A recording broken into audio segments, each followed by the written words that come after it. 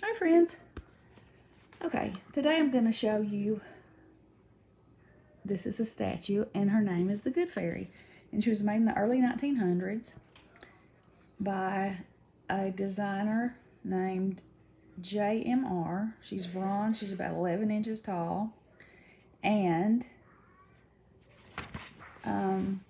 she has a little poem that goes with her. And I'm going to read it to you. It's called The Message of the Good Fairy by L. Robinson. I spring from the spray on the tip of the crest of the billows from out of the blue. I am bringing a message that says you are blessed for the love that your friends bear for you. If my arms were as long as the wings of the wind and I'd stretch them wide away, I never could hold all the blessings I'm told your friends are wishing you today. As long as I stand with a smile on my face and my arms outstretched so high, if you'll think of the friend that sent me to you, you can never be blue if you try. And Ellen Montgomery, who is the author of Anne of Green Gables, that was written in 1908, in her journal book where she took notes on Anne of Green Gables, this good fairy appears in a photograph. I got this statue at an estate sale, and I had no idea what it was. And I just thought, excuse me, that she was beautiful. And so then I got home and I started looking on the internet, and that's how I found all this information out about it. And needless to say, now I love her even more because she has a big story. But anyway, so the author of Anne of Green Gables, a good fairy like this appears in a room of her home, and it was given to her after the death of her best friend and cousin who died of influenza in 1919, and her name was Frederica McFarlane, and she called her, I guess, Freddie. And in the journal, she says, I also brought home her good fairy. This is after her best friend passed away.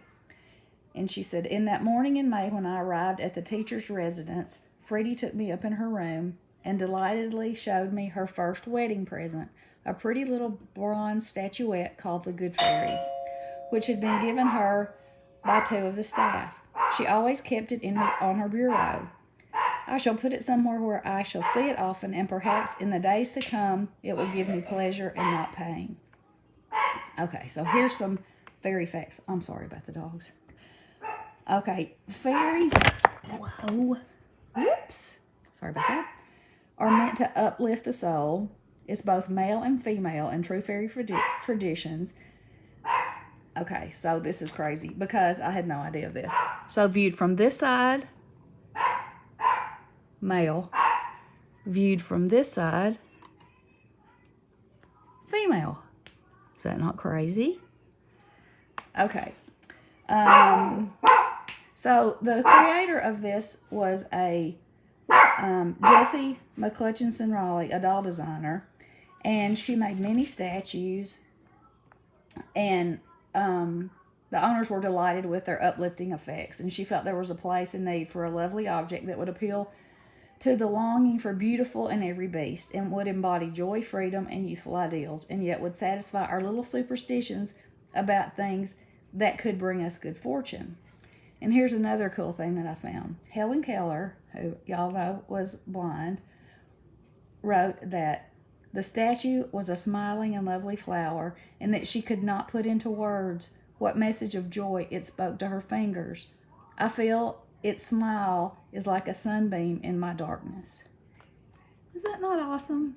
And I wanted to share that with my crafty friends because, we find beauty in all kinds of places. And what better than to have a little, who knows the story of this particular one, and how many ladies' bureaus it sat on, and who gave it to who, and I just think that's so cool. And I wanted to share it with you guys. And let me know what you think. Have a great day. Bye-bye.